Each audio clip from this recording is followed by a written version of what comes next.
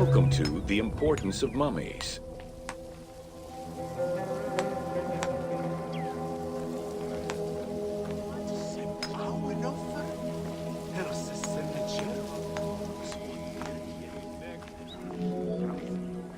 The first hieroglyph for embalmer appeared in pyramid texts of the Old Kingdom.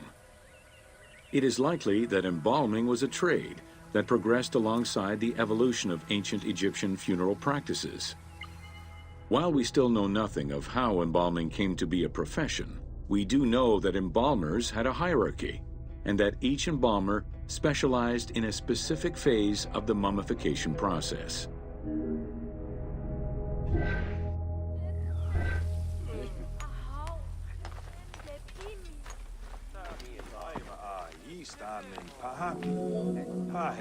The mummification techniques were jealously guarded by embalmers from generation to generation. Despite their efforts, Herodotus and Diodorus discovered their methods in late antiquity, but historians were skeptical about the validity of the texts. It remained a mystery until two teams of modern medical legal scientists confirmed the process in 1994 and again in 2011.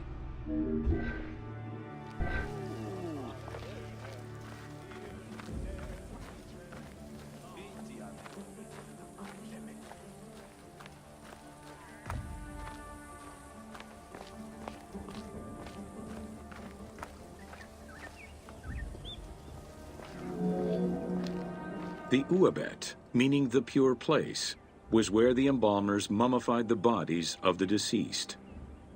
Until the end of the Middle Kingdom, it was located in tents at the edges of the city due to the smell of decomposition. In the New Kingdom, however, the Uabet was located within the city limits, though still in open-air spaces. In the same way that the practices and techniques of mummification evolved, so possibly did consideration towards embalmers within ancient Egyptian society.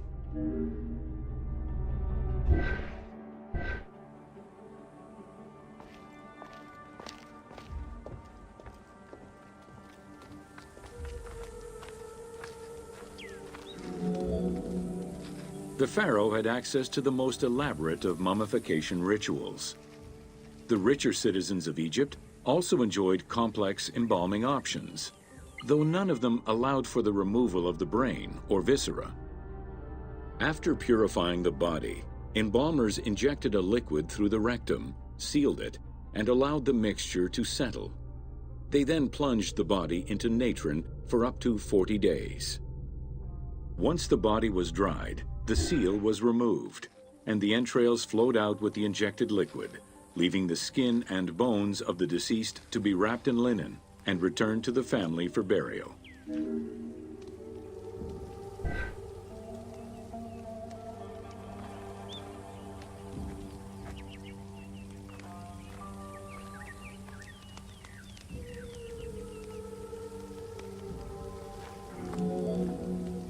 The least costly embalming option was for the embalmers to simply inject a product called surmaya and immerse the body in the natron for up to 40 days before handing it over to the family. For all those who could not afford any embalming process, desert burials offered a pauper's alternative to preserve the bodies of the dead.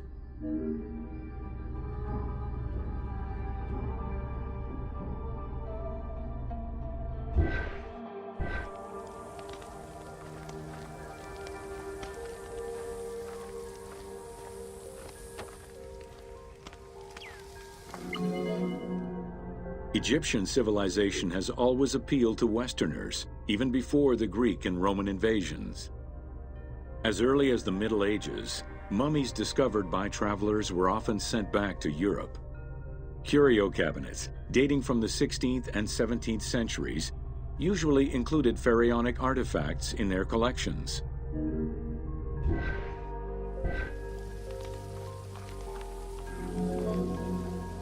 The Egyptomania phenomenon was heralded by Napoleon Bonaparte's Egyptian campaign, which lasted from 1798 to 1802.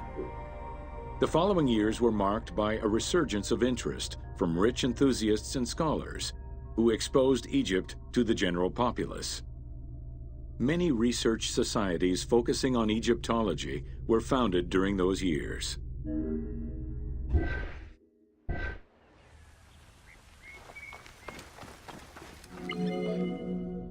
By 1868, mass tourism began in Egypt under the aegis of the Cook Agency.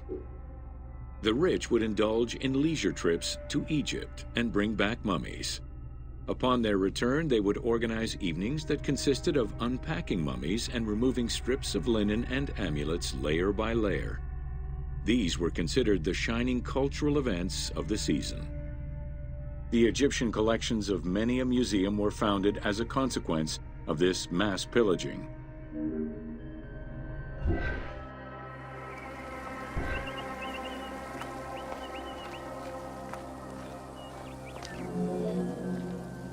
Thanks to those dubious parties, the fantasy of a mummy coming back to life, seeking revenge on its defilers, was born.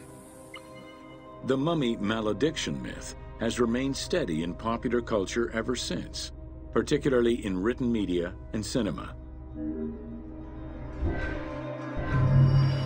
يا نتخرج